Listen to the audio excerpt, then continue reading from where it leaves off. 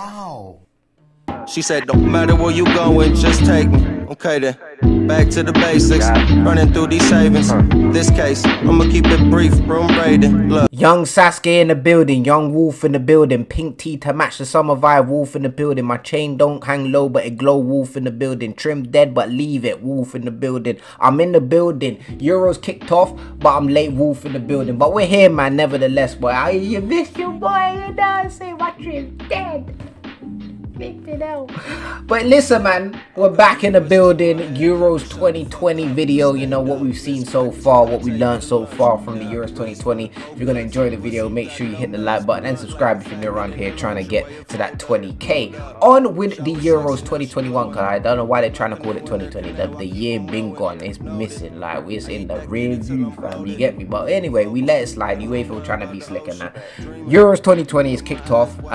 It's been a really good tournament so far. I mean, we're only like what 6 or 7 games in, but it's still been very, very good. I'm enjoying myself. We kicked off the tournament on Friday with the opening game, Turkey versus Italy. Mancini rocked up to the game talking about some Mafia 2.5 with the football edition. Yeah, man had the custom suit and that with the Italian badge. What?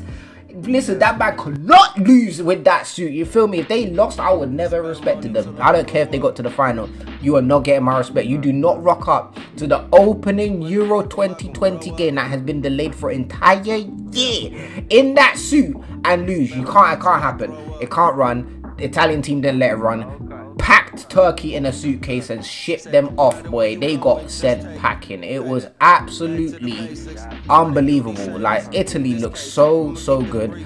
I don't think they are a team that many people thought could win this tournament, but after that opening game, if they can keep up that momentum, yes, I said momentum, if they can keep up that momentum moving forward into this tournament, then they'll have a real chance of getting to the final, honestly. Then we had Wales versus Switzerland. You know, you look at Switzerland on paper, they actually have a very decent side. Like, the team is actually not bad at all. But then you transfer it onto the pitch and these men are dead food. Like, it's actually embarrassing. Wales, you're dead food. Like, Dan James was just doing flash and that. Like, he read the comics before the game. He was just doing flash. Gareth Bale was just on the wings and vibes. Ramsey, I didn't see Ramsey. I don't even know if Donny played.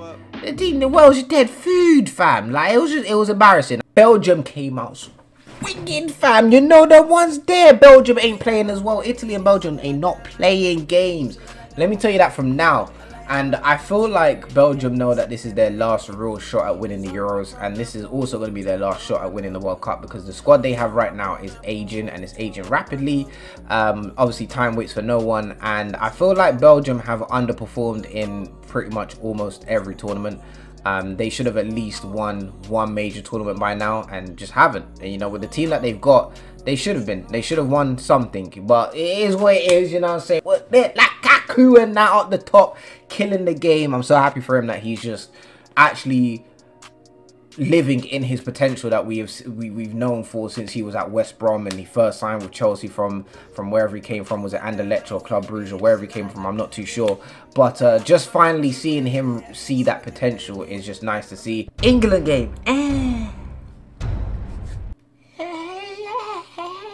was alright. I felt like we played some dead football though. Oh my goodness me, the football was dead. Moving like Sunderland on a Sunday evening. Oh my gosh, the football was dead. But shining lights in that game were seeing Mings at centre back with Stones. I thought the partnership worked very, very well. Mings is actually a beast. This man will literally run at you. He won't run from you. He will run at you and just say, where you think you're going?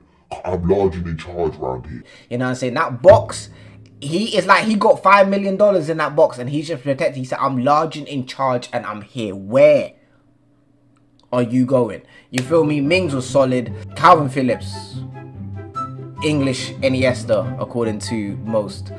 We've seen that he's had it in him. Like, everybody that's watched Leeds for the last couple of years has seen that he's had it in him, and it's just nice now that he's getting that worldwide recognition.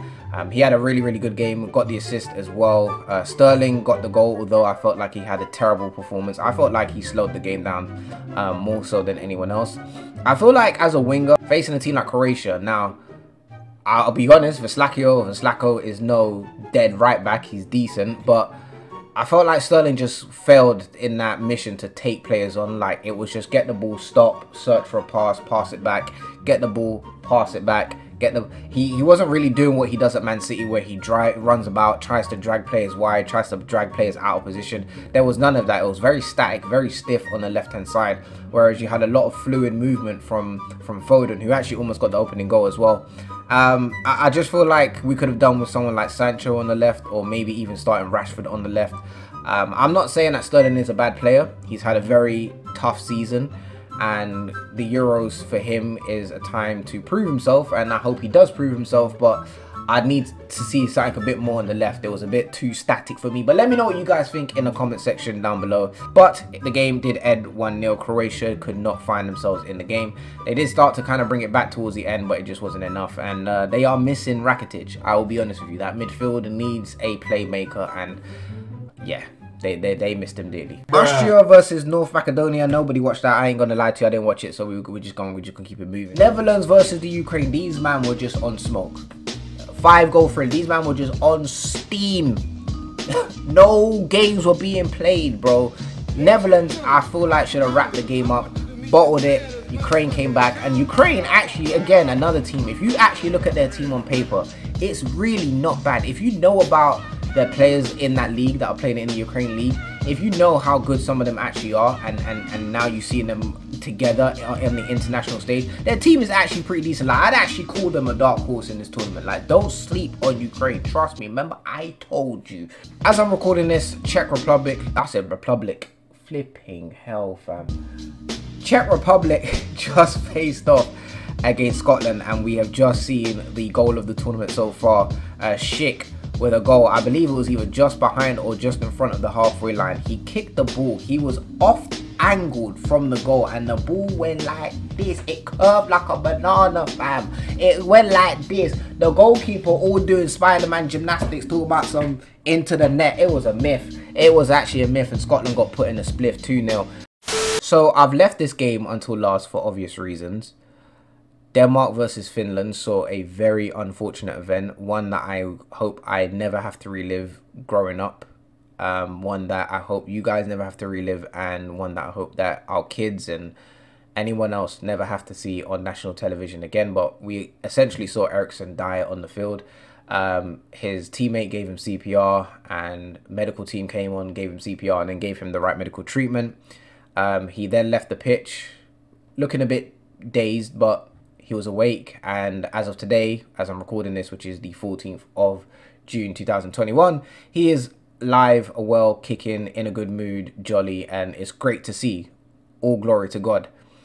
However, the UEFA pissed me off a little bit, because it's being put out there that someone spoke to Schmeichel. Schmeichel spoke to a media source, or whatever the case may be, and it's being put out there that UEFA essentially threatened Denmark with a 3-0 loss if they did not go back out on the pitch and play the rest of the game. That, if it is true, UEFA is flipping disgusting, and you lot are just literally exposing yourselves as to why there probably should have been a European Super League. I'm not gonna lie, because you are just as corrupt as the guys that wanted to put that league together. You guys are so toxic, it's unbelievable. And the more you try to prove that you're good people, is the more that you constantly put yourself in a corner and just do the wrong thing. That game, in my honest opinion, should have been suspended. If the players came out and said, oh, we want to play, fair enough. There's nothing me or you or anyone else can say. The players were willingly ready to go out on that field and play another 45 minutes of football. Fair enough to them. However, if they were not willing to go out there and play football, if they were not mentally prepared to play football, and I can't imagine they were, if they didn't feel like doing that, UEFA, you should not threaten them with a 3-0 loss. Are you actually kaput in your head? Are you actually mad? So UEFA, you can suck my right kneecap, I don't care. Eriksen, I'm glad that you're well and you're good and everything's blessed on your end. Hopefully your recovery is smooth and quick, so you can get back to doing what you love to do. And if you don't want to come back to doing what you love to do, and you feel like you need to step back from football, I'm sure the whole world will understand, because it's a very, very scary thing what you experienced, and I wish that upon nobody, not even my worst enemy. So all glory to God, Eriksen's okay. In that game, Finland did actually win it, and this is Finland's first, I believe, their first major tournament. You lot can correct me if I'm wrong, but So I guess it was good days for them, but of course, I'm sure as well, Finland fans will feel kind of 50-50 about winning the game, 50-50 about even the goal being scored. I feel like Finland fans probably just wanted the best for Eriksson in that game, and as we all did around the world. So yeah, man, I'm enjoying the Euros. It's been a vibe, you know, the sun's out. It feels like summer, man. It feels good to just have football back, fans are back, international tournament. It just feels like summer, you know. It feels like the right time of the year, man. But let me know what you guys think about the Euro so far, and yeah, I'll catch up with you guys soon, and you know, maybe I'll do another one of these in a few games time. But until then, take care of yourself, hydrate, cause it's hot out here in these streets, you know what I'm saying. Put some of that, you know,